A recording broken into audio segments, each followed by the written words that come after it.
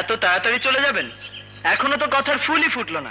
বাংলা চলচ্চিত্রের জনপ্রিয় জুটি সালমান শাহ ও মৌসুমীকে ঘিরে আবারও নতুন করে আলোচনা শুরু হয়েছে। সাম্প্রতিক অভিনেতা ওমর সানির একটি মন্তব্য করার পর বিষয়টি নতুন মোড় নিয়েছে এবং সামাজিক যোগাযোগ মাধ্যমে বিষয়টি নিয়ে চলছে নানান আলোচনা। একসময় সুপারহিট জুটি সালমান শাহ মৌসুমী একসঙ্গে বেশ কয়েকটি ব্যবসা সফল সিনেমায় অভিনয় করেছেন। তাদের অন-স্ক্রিন রসায়ন ছিল দর্শকদের কাছে অত্যন্ত জনপ্রিয়। 90 দশকে সে সময় তাদের জুটি মানেই ছিল দর্শকপ্রিয়তা ও সাফল্যের নিশ্চয়তা। তবে সাম্প্রতিক একটি অনুষ্ঠানে ওমর সানি সালমান শাহকে মৌসুমীকে ঘিরে মন্তব্য করে এবং সালমান শাহ ছিলেন অত্যন্ত ভদ্র ও পেশাদার একজন মানুষ এবং সহশিল্পীদের সঙ্গে তার সম্পর্ক ছিল খুবই আন্তরিক। পাশাপাশি মৌসুমীর সঙ্গে তার কাজের স্মৃতি তিনি স্মরণ করেন এবং ওমর সানি এই মন্তব্যের পরই আবার আলোচনা আসে সালমান শাহ মৌসুমী সম্পর্কে নানান পুরনো প্রসঙ্গ।